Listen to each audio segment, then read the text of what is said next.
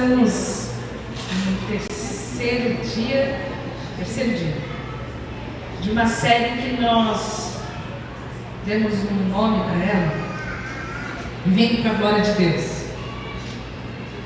Nós começamos há 2 semanas atrás conversando um pouco sobre o nosso destino e o nosso propósito, contrapondo a vida daquele que ama Jesus, que segue a Jesus, do cristão, com a vida daqueles que não têm esperança da eternidade. Quem tem esperança da eternidade sabe qual é o seu destino. Quem tem esperança da eternidade sabe que o nosso destino não é nesse mundo. Então a gente não vive para ter os valores e para ter os recursos e para ter os prazeres só desse mundo, porque a gente entende que a nossa vida tem um destino que é a eternidade. Quando a gente entende o nosso destino, a gente entende a nossa missão. E nós vimos juntos alguns versículos sobre o nosso propósito, sobre o propósito de vivermos aqui nessa terra com vistas para a eternidade. Obrigada. Então, quando nós temos a certeza da nossa eternidade, nós temos a certeza do nosso propósito, nós entendemos que nós não temos que fazer alguma coisa, mas que nós estamos sendo formados para sermos para o louvor da glória de Deus. E a base para esse propósito está em Romanos 8, 29, pode passar, fala o seguinte: pois aqueles que de antemão conheceu, também os predestinou para serem conformes à imagem de seu Filho, a fim de que ele seja primogênito entre muitos irmãos. E aos que predestinou, diz o 30, eu não anotei, também chamou, e aos que chamou também justificou, e aos que justificou também glorificou. Esse versículo fala do nosso propósito, do propósito que nós temos ao vivermos a vida de Deus, de sermos transformados. Nós vamos ser modificados. Nós vamos deixar a nossa velha natureza, que vai sempre apontar para algo que é contrário à vontade e à lei de Deus. Essa nossa natureza que faz com que a gente seja egoísta, com que apresente uma outra perversidade ali, que a gente tenha dificuldade de perdoar. Essa nossa natureza que é carnal, que se ira. Essa nossa natureza que tem inimizades, às vezes com as pessoas que a gente mais ama. E a gente permite então essa transformação. Essa transformação é o modo pelo qual o Espírito Santo habita em nós e vai formar em nós essa imagem de Cristo. Então, o nosso propósito é sermos a imagem e semelhança de Jesus. O modo pelo qual nós vamos viver essa transformação não é da nossa própria força, não é meritocracia. Conforme você for fazendo e você for melhorando e você for se esforçando, não é nada sobre isso. É sobre dedicar a nossa vida para uma ação do Espírito Santo em nós. E quando o Espírito Santo age em nós, o modo daqui em Romanos 8 fala que as pessoas que vivem de acordo com a natureza humana, que são os que não têm Jesus, eles têm a sua mente controlada por essa mesma natureza. Mas os que vivem de acordo com o Espírito Santo têm a sua mente controlada pelo Espírito. Nós falamos há 2 semanas atrás sobre essa vida controlada, essa vida debaixo do governo do Espírito Santo de Deus. E nessa oportunidade, nós colocamos que o Espírito Santo, a presença, estarmos cheios do Espírito Santo, vão ter 3 implicações. A primeira delas, essa responsabilidade, é do mandato cultural, que quem não teve a oportunidade de estar aqui na semana passada, essa mensagem trazida pelo pastor Leandro já está publicada na nossa página. Eu estimulo a que vocês entrem, que vocês possam se inscrever ali, que vocês possam curtir também, para poder mais pessoas conhecerem a nossa página da nossa comunidade, mas principalmente que vocês absorvam o conteúdo, porque ele desdobrou o mandato cultural. Além do mandato cultural, a grande comissão e, por último, a edificação do corpo de Cristo. São 3 esferas, são 3 âmbitos, são 3 implicações daqueles que vivem a vida cheia do Espírito Santo. A vida cheia do Espírito Santo não é apenas, mas é também para que nós tenhamos os nossos dons, os nossos carismas e o fluir, e a manifestação e o aquecimento espiritual, mas ela vai se traduzir em vida prática. Então, o mandato cultural fala, em primeiro lugar, daquilo que nós vimos na semana passada, a responsabilidade que nós temos com o cosmos, com a criação, a responsabilidade que nós temos com a nossa sociedade, a responsabilidade que nós temos com a humanidade. Quando Deus colocou cada um de nós para sermos vice-gerentes, como colocou o Leandro na semana passada, gerenciarmos em conjunto com o Senhor, estabelecendo um reino de justiça, de graça e de misericórdia. Mas a nossa responsabilidade não é apenas com o mundo e com a sociedade. Nós temos uma responsabilidade com os perdidos, e é o que nós vamos ver hoje. Nós temos uma responsabilidade também com a igreja de Jesus, que é o que nós vamos ver na próxima administração. Então, essa responsabilidade, na verdade, é uma atuação do Espírito Santo em cada um de nós, que à medida que nós vamos sendo cheios, e vamos sendo formados, e vamos deixando de parecer com a gente para sermos mais parecidos com Cristo, a nossa vida entra em parceria com Deus, para que Deus conclua a missão que é dele, através da nossa vida. Então hoje, feito esse resumo, a gente vai entrar na grande comissão. Eu fiz esse resumo para que você possa se situar aí, se alguém não veio, entender em que momento em que a gente está. Nós estamos falando sobre sermos cheios do Espírito Santo e como ser cheio do Espírito Santo vai fazer diferença no mundo, com aquelas pessoas que nós amamos, com aquelas pessoas que nós nos relacionamos. E essa grande comissão, esse texto bíblico, que todo cristão, se você é um cristão e alguém perguntar para você o que é a grande comissão, você precisa saber. Você precisa saber o que é e aonde está, e você precisa saber qual é o contexto. Se você é um cristão, você precisa conhecer isso aqui que a gente vai falar hoje, principalmente esses versículos, que estão em Mateus 28, pode passar, por favor. No versículo 18 a 20, e o texto fala o seguinte: Jesus se aproximou-se deles, dos seus discípulos, e disse: foi-me dada toda a autoridade nos céus e na terra. Portanto, vão, talvez a sua versão fala, portanto, ide, e façam discípulos de todas as nações, batizando-os em nome do Pai e do Filho e do Espírito Santo, ensinando-os a obedecer a tudo o que eu ordenei a vocês, e eu estarei sempre com vocês até o fim dos tempos. Esse versículo, esses versículos, eles colocam 3 degraus na nossa responsabilidade com os perdidos, de nós irmos fazendo discípulos, pregando o Evangelho, batizando-os, que é trazendo para um comprometimento, para a imersão, para o envolvimento junto com a igreja local, e ensinando-os a obedecer, a guardar tudo que eu ordenei a vocês, que é isso que a gente está fazendo aqui hoje. Mas tudo começa com esse ide, tudo começa com essa nossa disposição de atendermos um chamado diante de Deus, de nos responsabilizarmos com os perdidos. E se nós queremos ser iguais a Jesus, Jesus veio buscar e salvar aquilo que havia perdido. A missão de Jesus foi buscar os perdidos.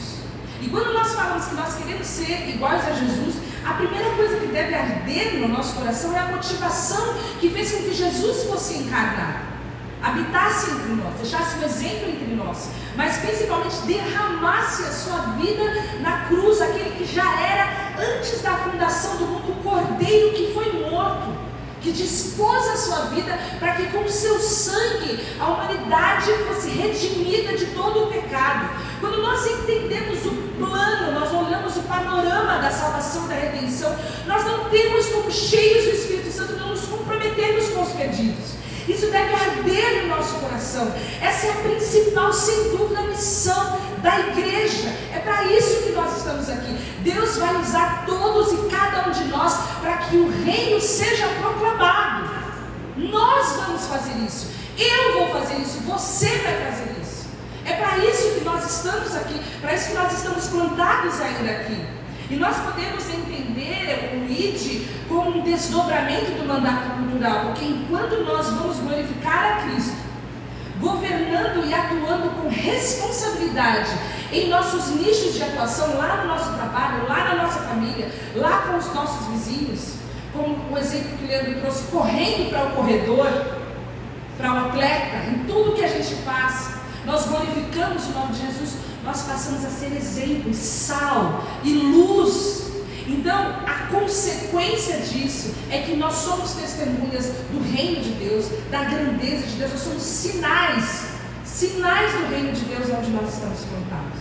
Nós precisamos provocar sede no mundo, para que o mundo possa conhecer a água viva, fome no mundo, para que o mundo possa querer comer o pão da vida. Essa é a nossa principal missão, ser um instrumento, um sinal e um instrumento de Deus em favor do mundo. Eu acho que eu fiz uma slide disso, para que você possa guardar isso.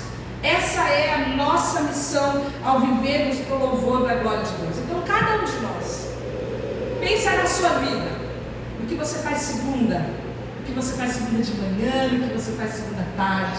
Pensa no lugar onde você mora, pensa em quem são seus amigos, o cara que toma cafezinho com você todos os dias, aquela pessoa que às vezes vai almoçar com você durante a semana, sua vizinha de porta. Todos nós estamos inseridos dentro de uma sociedade. Seu amigo que senta na sua frente, o seu amigo que senta atrás de você, o cara que bate bola com você. Nós estamos inseridos. E no local onde nós estamos inseridos, nós fomos enviados. Nós fomos enviados por Deus para estar nesse lugar onde nós estamos, para sermos um sinal e um instrumento de Deus em favor no mundo. Nós somos agentes de Deus ali. Espero que não sejamos agentes secretos, mas que a nossa vida brilhe como um holofote, a luz de Jesus onde nós estamos, para que através dos sinais do reino de Deus, as pessoas conheçam a Jesus através de nós. Então, a primeira coisa que eu quero falar para os irmãos é que o ID é diferente do vinde. São coisas diferentes. Pode passar, por favor. Porque a maneira clássica, a maneira talvez mais confortável de nós falarmos de Jesus é a gente convencer alguém que a gente ama a vir na nossa igreja. E aí então a igreja precisa ser atrativa, a música tem que ser muito boa, as instalações têm que ser boas, não pode estar frio demais, não pode estar quente demais, não pode demorar demais, não pode ser muito rápido. E aí a gente acaba tendo uma organização, e a gente acaba tendo um culto, show de performance, onde o fim daquele culto é que as pessoas se sintam confortáveis o suficientes para aceitar Jesus. É isso também, mas não é isso que Jesus fala. Jesus fala para que os seus discípulos não chamem as pessoas para virem à igreja, mas para que a igreja vá para o mundo. As portas do inferno não vão prevalecer contra a igreja de Jesus. A gente não vai só no mundo, a gente vai até a porta do inferno se for necessário, para trazer aqueles que estão nas trevas para a luz. E isso exige muito mais de nós, porque aí o trabalho grosso não é o pastor, não é a pastora, não é o irmão, não é o conselheiro que faz, mas sou eu e você que temos que fazer. Somos eu e você que vamos nessa nossa vivência levar o Evangelho de Jesus. Isso significa que nós não temos uma responsabilidade de viver o reino só nessas quatro paredes. A nossa vida não pode ser religiosa, vocês conseguem entender? Ser cristão só aqui dentro. A gente não pode entender que o reino, o Evangelho é para ser vivido aqui, porque a missão não está vinculada a essa instituição. A missão é de Deus, a missão é para fora dessa parede. A missão é lá onde eu e você estamos. E quando nós entendemos a criação, a queda, a redenção, a restauração, nós nos tornamos então agentes do reino. Quando a gente olha para a criação, entende pelo motivo que Deus nos criou para a comunhão. Deus nos fez perfeitos à sua imagem e semelhança, mas os fez livres e colocou sobre o homem e a mulher uma opção de obedecer ou não. Então veio a queda. Deus que vinha se relacionar com o homem todos os dias, na viração do dia, chega um dia que procura Adão e Eva e eles não estão ali, eles estão escondidos, porque eles haviam pecado. E o pecado então faz separação do homem e Deus. E a primeira coisa que o pecado faz é afastar o homem de Deus, é quebrar a comunhão do homem com Deus. E enquanto pecadores, nós não podemos nos relacionar com Deus santo, santo, santo. Então, para que a nossa restauração, a comunhão fosse restaurada, era necessário que o sangue de Jesus fosse derramado sobre nós, nos purificando de todo pecado. E para isso que Jesus veio. Jesus não veio apenas para nos salvar e nos dar o céu e nos dar a eternidade. Ele veio para restaurar a nossa comunhão com Deus. E fez isso não nos relacionando apenas com Deus, mas nos relacionando uns com os outros e fazendo de nós uma família, um corpo, uma igreja, uma estrutura, como uma construção, onde um tijolinho depende do outro tijolinho, e todos juntos somos uma grande edificação onde habita o Espírito Santo de Deus. Mas isso foi porque havia necessidade de uma restauração e de uma redenção. E quando nós entendemos que o mundo foi criado para a comunhão, mas o mundo está separado de Deus por causa do pecado, e já existe uma solução para o pecado, nós somos essa ponte entre Deus e Jesus Cristo. É através de nós que o Espírito Santo vai falar com as pessoas e vai atraí-las para a cruz de Jesus, porque quando ele foi levantado, ele atraiu muitos para si. Essa é a nossa responsabilidade: proclamar, manifestar o reino de Deus, experimentar essa vida e guiar, e equipar e formar todos os irmãos para que participem dessa missão, para que tenham uma noção das suas responsabilidades. Então, em primeiro lugar, nós precisamos entender que a igreja não é apenas um fim, mas a igreja é um meio pelo qual as pessoas vão conhecer a Jesus, vão conhecer o Evangelho, onde todos estão preparados, onde todos estão equipados, onde todos estão prontos para veicular a mensagem do Evangelho a qualquer momento, em qualquer lugar. Todos estão prontos para fazer uma oração a qualquer momento para alguém que está angustiado. Todos estão prontos para estender a mão sobre um doente e orar por ele para que ele seja curado. Todos estão prontos para abraçar, para acolher, para ouvir a angústia de alguém que precisa conhecer a paz de Jesus. Todos nós somos a representação do abraço, dos olhos, da compaixão de Jesus. Quando nós entendemos que está cheio do Espírito Santo, é isso. Nós sabemos que nós temos uma implicação com os perdidos. Nós temos uma responsabilidade com os perdidos. Nós temos uma missão com os perdidos. E qual é a maior dificuldade que nós temos para viver isso? A maior dificuldade que a gente tem para viver isso, pode passar, Lu, é o secularismo. E tem uma pessoinha sentada aí em cima do mundo. É quando a gente não abraça totalmente a plenitude da vida de Cristo. Quando a gente não entende que a fé cristã é para ser vivida depois que a gente desce essa escadaria. Vocês vão ouvir falar isso muitas vezes. É quando a gente desce essa escadaria aqui que a gente começa a viver a vida de Deus. Às vezes aqui também precisa, entre nós também precisa, mas é mais fácil. Mas a nossa responsabilidade da vida de Deus não é uma prática litúrgica. Ser cristão não é sentar num banco de igreja, cantar meia dúzia de hinos, contribuir com dízimos e ofertas. Ser cristão é viver a mesma coisa que nós temos dentro de um ambiente como esse, na nossa vida secular, como o Leandro falou na semana passada, inexiste o sagrado e o secular. A gente é tudo uma coisa só. A nossa vida não é despedaçada, não é dicotômica, a nossa vida não é uma vida que pode ser separada. Nós somos o que somos, onde quer que estejamos, a gente manifesta a glória de Deus. E essa é a maior dificuldade que nós temos. Porque muitas vezes nós perdemos o nosso sal. A gente consegue ser piedoso, ler a Bíblia e fazer algum devocional, mas quando nós nos misturamos com o mundo, nós não temos nenhuma diferença do que o mundo tem. E Jesus fala que se o sal não salvar, não presta para nada não, só para ser pisado pelos homens. O sal não funciona para nada. E é exatamente essa a nossa dificuldade, a dificuldade da igreja, é não refletir no mundo a fé que a gente professa. Não foi sempre assim. E eu tenho um exemplo que eu guardo no meu coração muito lindo que aconteceu em Atos 8. Pode passar, por favor. quando os cristãos estavam sendo perseguidos de um modo brutal, e Saulo testemunha o martírio de Estevão, e ele fala o seguinte: agora eu vou matar todo mundo. E aí o texto de Atos 8 fala o seguinte: Saulo estava ali. Saulo antes de Paulo, antes dele ser Paulo, ele era Saulo. Antes de ser Paulo, ele era um assassino de cristãos. Ele estava lá para destruir, para destroçar todos os cristãos que ele encontrasse pela frente.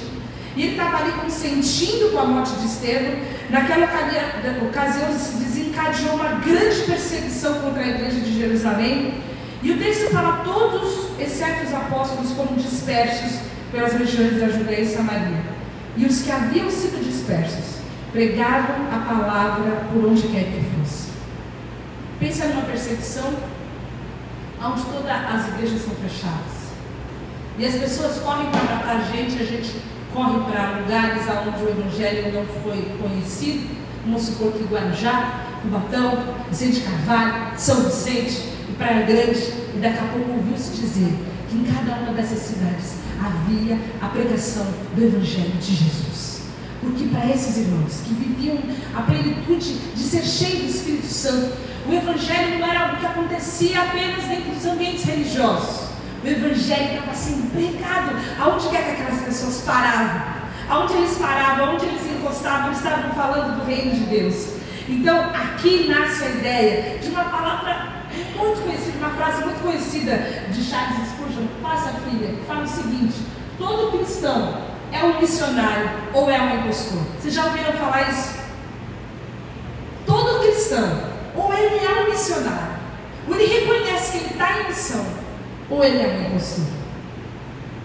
É dessa a ideia, de nós estarmos longe, rasgados do secularismo. Nós não temos como levar o Evangelho se nós não formos um sinal do Evangelho. Se as pessoas não reconhecerem Cristo na gente, não, isso aí é diferente, esquece aí. Isso aí é crente, esquece. Porque ele é um missionário, porque a vida dele está refletindo a glória de Deus. Essas mesmas pessoas que às vezes fazem essa brincadeira são as que vão pedir oração para você quando o calor aperta, porque eles reconhecem que você tem algo que eles não têm. E é nesse momento que nós entendemos que essa missão é o resgate dessa proclamação da igreja primitiva. Como que então é essa vida integrada? Como que é uma vida que não é secularizada, uma vida que não é despedaçada, seccionada? Como que eu posso viver Jesus na minha vida privada, da mesma forma que eu vivo Jesus na minha vida pública? É você ser cristão, entendendo que você é um sinal do reino de Deus e participando da missão de Deus através do ministério da reconciliação. Quando você estende todos os seus limites, quando não tem ninguém que não saiba que você professa Cristo como Senhor. Eu sei que a gente vive um momento que falar que evangélico é um negócio muito complicado, não é? Principalmente politicamente. Você fala que é evangélico, você já... Mas a gente não precisa se autodenominar assim, apesar de sermos. Nós somos cristãos, nós somos discípulos de Jesus, é o que biblicamente a palavra fala. Nós somos aqueles que levantam a bandeira do reino de Deus. Essa é a nossa única bandeira. A gente precisa parar de ficar levantando outras bandeiras e perder tempo com outras discussões de menor importância, porque nossa missão é falar de Jesus, é levantar o reino de Deus. E é claro que quando eu levanto o nome de Deus, eu estou levantando o nome de alguém que ama, de alguém que não é racista, de alguém que não tem nenhum tipo de preconceito, de alguém que amou primeiramente aqueles que eram os menos favorecidos. Quando a gente fala de Jesus, nós estamos falando de justiça social. Quando a gente fala de Jesus, nós estamos falando de graça. Quando a gente fala de Jesus, nós estamos falando de misericórdia. Quando a gente fala de Jesus, nós estamos falando do fim da corrupção, nós estamos falando do fim de uma sociedade corrompida. Mas nenhuma dessas são as nossas bandeiras. A nossa bandeira é Jesus Cristo e o amor. E quando nós levantamos isso, nós entendemos que nós somos sacerdotes. E é um desdobramento desse chamado de discípulos, que está aqui em 1 Pedro 2, versículo 9 e 10. Vê que a coisa vai ficando mais funda e mais funda. O texto fala: vocês, porém, são uma geração eleita. Pense, escolhidos, cada um de nós. Sacerdócio real, nação santa, povo exclusivo de Deus. Para quê? Para quê? Para que eu tenho uma área VIP no reino de Deus? para anunciar as grandezas daquele que os chamou das trevas para a sua maravilhosa luz. Antes você sequer era um povo. Não pensa que você já nasceu na área VIP, que você nasceu sacerdócio real, você nem povo era. Mas agora vocês são povo de Deus. Não haviam recebido misericórdia, mas agora receberam. Para quê? Para anunciar, para ser, para viver, para sermos formados. E isso precisa ser uma constante na vida da igreja. Nós temos exemplos maravilhosos dessa realidade da igreja missional vivendo entre nós. Todas as semanas, como essa semana, o Dan contou a experiência que teve com o Rian dentro do salão. O Rian está aqui, não está aqui, mas essa semana ele ouviu falar do reino de Deus. Essa semana ele ouviu falar do Evangelho. Ele pode não ter ouvido falar do Evangelho subindo essas escadarias, mas sentado ali no ambiente em que o Dan se levantou como um agente do reino de Deus, entendeu o mandato cultural, entendeu o chamado e o comissionamento dele. Ele teve a oportunidade de falar de Jesus para um jovem que eventualmente não subiria essas escadas, mas porque ele recebeu a luz de Jesus, pode ser que ele venha assim. E quantas vezes nós recebemos pedidos de oração da Carla e da Vânia e da Rita, que estão fazendo diferença naquele lugar onde elas estão inseridas, e elas são aquelas pessoas procuradas para pedir oração, são as pessoas que têm intercedido, são as pessoas que têm levado a luz de Jesus ali em seus ambientes. Irmãos, é sobre isso, é sobre nós estarmos plantados e florescermos ali onde nós estamos plantados. E eu tenho certeza que cada um dos irmãos pode dar um testemunho sobre isso, porque tem feito diferença onde nós estamos plantados. Mas nós precisamos dar um passo além, porque a missão, antes de ser teológica, antes de você ter que decorar todos os passos, e você conhecer todos os versículos que você precisa também, porque você vai falar de Jesus, isso é orgânico, isso é relacional, isso precisa funcionar. Provavelmente você está aqui porque um amigo seu, alguém da sua família, alguém que você ama, falou de Jesus para você. Alguém atraiu você para Jesus. E essa é a nossa função, essa é a nossa responsabilidade. E a gente tem algumas estratégias muito conhecidas, porque o brasileiro tem algo que o mundo não tem, ele tem a brasilidade. A brasilidade é aquele negócio que faz com que você tome um cafezinho com um, que você conte toda a sua vida com manicure, que você troque uma ideia no elevador. A gente faz que todo mundo seja nosso amigo. A gente está trabalhando com uma pessoa, daqui a pouco já é parceiro, já é companheiro, o cara já está indo buscar o seu filho para você na escola, porque a gente é aberto. E quando as outras culturas não são assim, pelo contrário, são tudo travado. Demora um ano até que as pessoas tenham essa ligação, mas o brasileiro já nasce assim, tudo acaba em café, pizza, de repente churrasco da cara, né? Vamos voltar para a pizza, que está promoção. E essa facilidade que a gente tem de ampliar os nossos círculos de amizade, isso é maravilhoso para a gente poder pregar o Evangelho de Jesus. A igreja, além de ser essa igreja que vive essa missão, ela também precisa ser evangelística. Isso é uma coisa que a gente precisa entender. A gente precisa falar. A gente precisa falar. Existe aquela máxima, pregue se necessário, use as palavras. Eu já ouvi duras críticas sobre essa frase, porque evangelho é proclamação. É claro que nós estamos proclamando para a nossa vida. É claro que a nossa vida tem que preceder, ela tem que chegar primeiro que as nossas palavras, mas em algum momento nós vamos precisar falar. Nós vamos precisar veicular, nós vamos precisar falar daquilo que nós temos visto e ouvido. Tem um exemplo muito legal na palavra que está lá em Atos 8, de quando Filipe foi enviado, um anjo do Senhor o chama e fala, olha, vai para o sul, e ele chega lá. Eu acho que eu tenho essa se vocês quiserem acompanhar, ele se levanta, o Espírito fala para ele, aproxima-se dessa carruagem, acompanhe.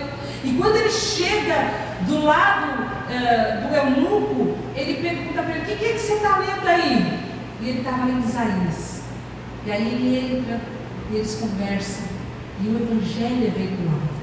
E eu acho lindo demais que lá no final, ele fala, olha, eu posso ser batizado? E ele fala, você pode, se você crê de todo o coração. E aí o eunuco responde: eu creio que Jesus Cristo é o Filho de Deus. Então ele desce e é batizado.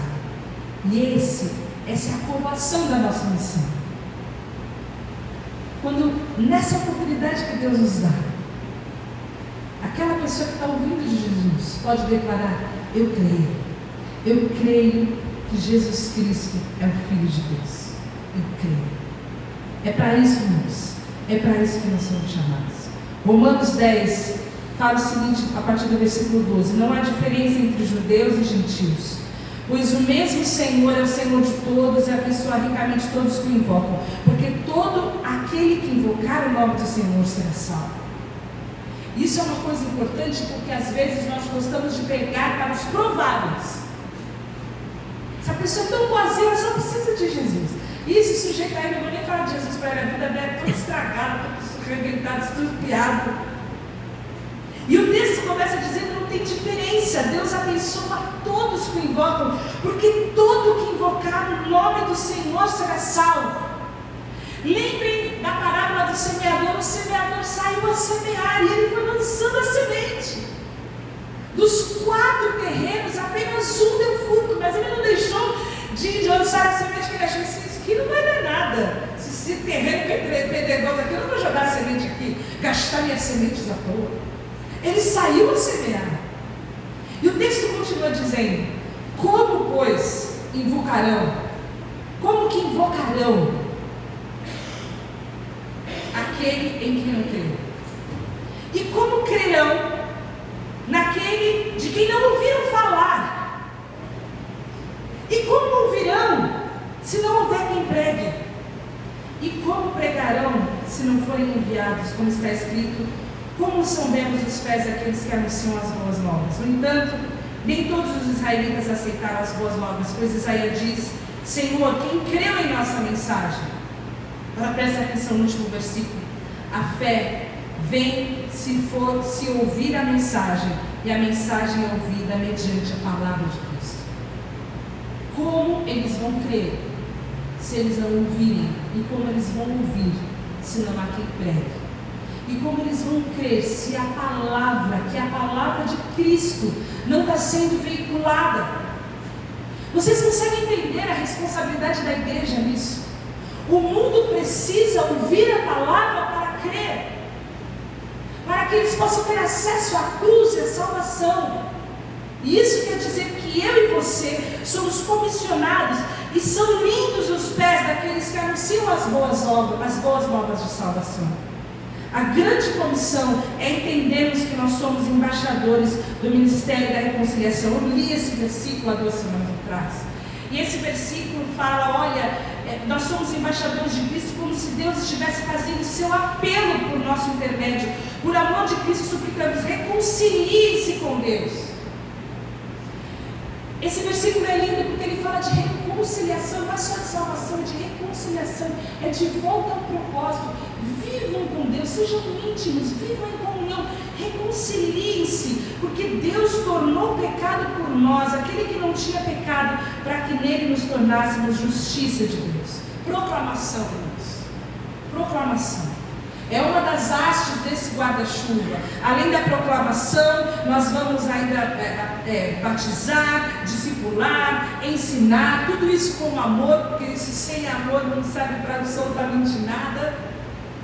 Mas o propósito é que a gente possa viver o reino de Deus, esse desdobramento do Evangelho, entendendo que aquilo que Deus faz por mim, somente é o que Ele pode fazer, mas eu me envolvo e eu vou em direção ao outro para ser o sinal do reino. A minha vida dá credibilidade para o Evangelho. Entendem isso? O mandato cultural é essa primeira fase, onde eu sou para o louvor da glória de Deus. A segunda fase é onde o que eu falo reflete aquilo que eu vivo. Mas eu preciso falar, eu preciso ter essas relações. E a segunda coisa que eu quero dizer, além de nós sermos evangelísticos, é que nós precisamos nos relacionar com as pessoas. Nós precisamos nos relacionar. E eu sei que está difícil. Está difícil porque a gente ficou sozinho muito tempo, a gente gostou desse negócio de ficar sozinho, na paz. Está difícil porque as pessoas estão mais loucas do que nunca. E como você vai se envolvendo com as pessoas, você se aposta um pouco da loucura delas. Porque você precisa ser empático, como disse o filho. Você precisa sofrer com elas, porque Jesus faria isso. E quanto mais você conversa, mais você se envolve com problemas de menos das pessoas. E dificilmente você vai dormir no travesseiro como você dormiria antes de se relacionar com pessoas. Mas o Evangelho é sobre pessoas. E nós precisamos entender que nós temos que participar da vida das pessoas e mantermos os nossos relacionamentos, porque o nosso modelo principal é Cristo. Como que Jesus fez aqui, irmãos? Como que Jesus habitou entre nós? Ele vivia no templo. Do templo para casa, de casa para o templo, do templo para cá, não, irmãos. Ele nas festinhas todas, que era chamado. Todas as festinhas, Jesus era convidado, porque ele devia ser um cara muito legal. Ele estava entre as pessoas. Ele não precisava de estruturas luxuosas. Ele pregava debaixo do sol causticante. Ele pregava durante horas a fio. Ele pregava em cima de um barquinho. Ele pregava no monte. Ele ia para todo lugar. Ele caminhava quilômetros e o pessoal ia caminhando atrás dele, porque ele era um cara muito sensacional e muito bem relacionado. E se nós precisamos levar o Evangelho do Reino, é nesses relacionamentos que nós temos.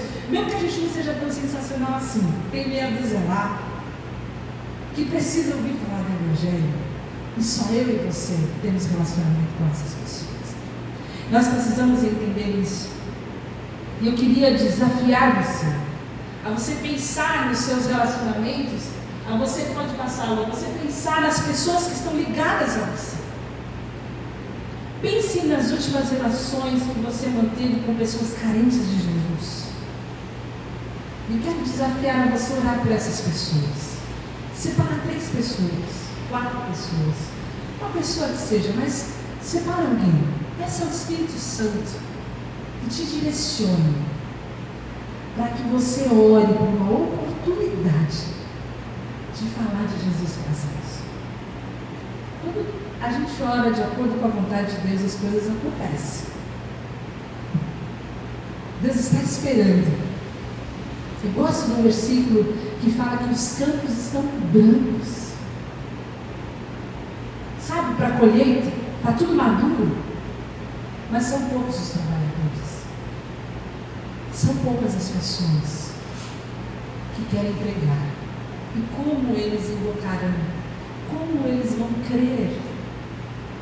Se nós não entendemos o que é a grande comissão, se nós não entendemos o nosso chamado, como eles vão crer?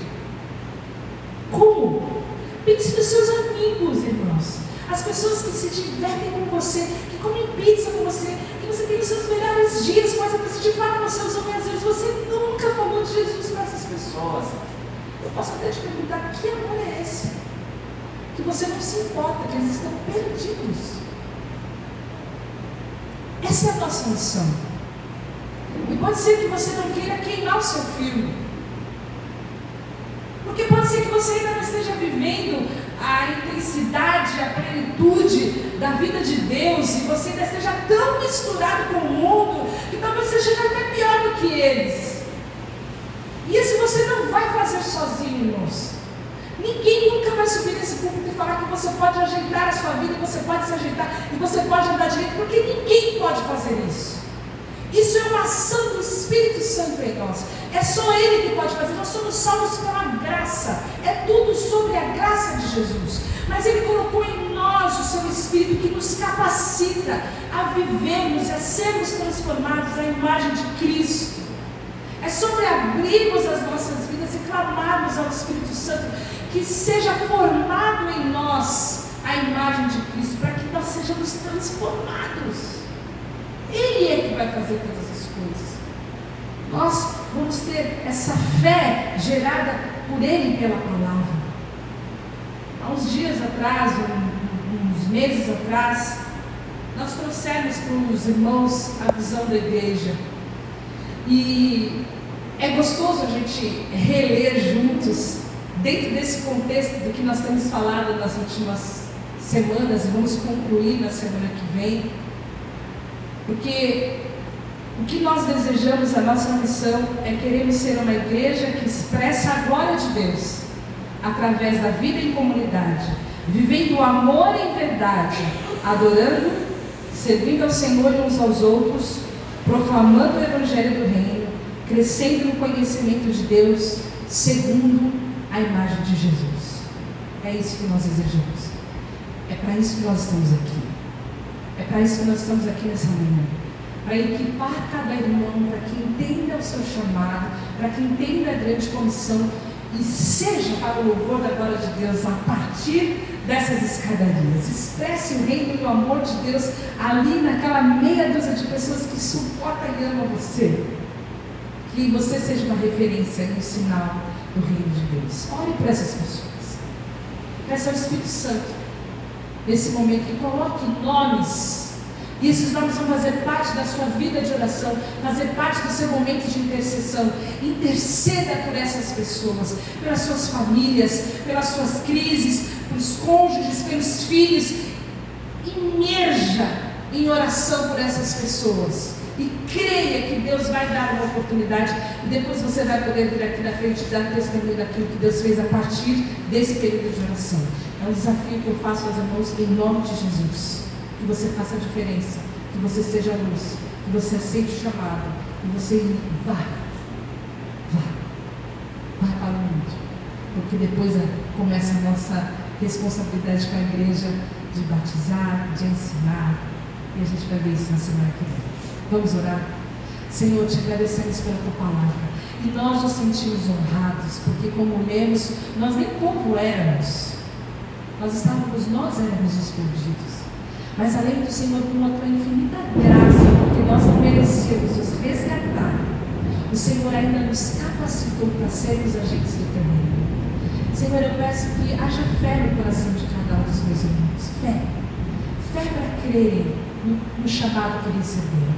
Fé para entenderem que é o Senhor é quem age. Fé para entenderem que é o Senhor é quem salva. Fé para entenderem que nós somos apenas o santuário de habitação do Espírito Santo de Deus. E é Ele quem vai gerar a vida no coração dos nossos amigos, dos nossos irmãos e das pessoas que o Senhor vai trazer até nós e que nós iremos até eles na nossa caminhada. Eu peço a Deus que o Senhor possa equipar cada um dos meus irmãos. Que o Senhor traga a eles, ó Deus, coragem, ousadia. Que o Senhor traga oportunidades em nome de Jesus, para que a tua palavra seja pregada e a tua palavra possa fluir, ó Deus, como se fossem palavras doces que tragam graça e edificação para quem ouve.